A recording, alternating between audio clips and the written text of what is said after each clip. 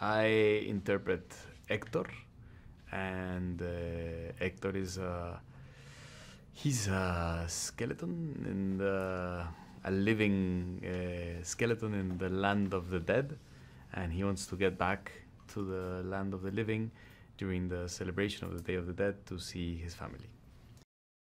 It was a collaborative process to create Héctor, because you try out things, you get the directions through the script, through the scenes that you're doing, and you play around with them, and then all of a sudden they just start to build the character, they start to animate the character, and you start to build this collaborative process that ends up with this amazing character. Héctor has a very good sense of humor, I think, because I like his point of view in life. I like the way that he sees what's important. His priorities, or his focus. I like Héctor a lot. He's a very easygoing guy. Miguel is a kid that was born in Santa Cecilia, the fictitious town of Santa Cecilia. That is born into a family of shoemakers, and he's very good at music. And the problem is that his family is very negated with music.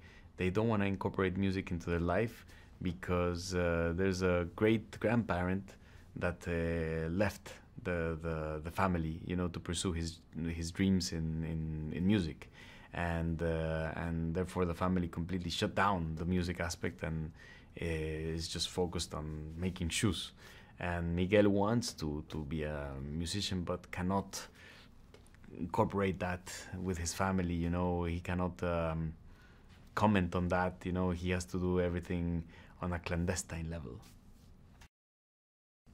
Héctor cannot cross it to visit his family because his photo is not being put in an altar during the Day of the Dead, and that's the only way that you can cross to the land of the living.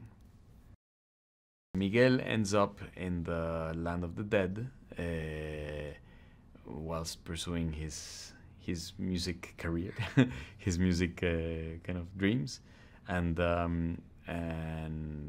eventually needs to get back. But the only way that he can get back is through a blessing that a family member can give to him. So he meets Héctor, and Héctor, sees an opportunity as well of getting this kid to put his picture in an altar as well, so that he can go back to the land of the living. So they both help each other in a way. It's actually a big role, yeah.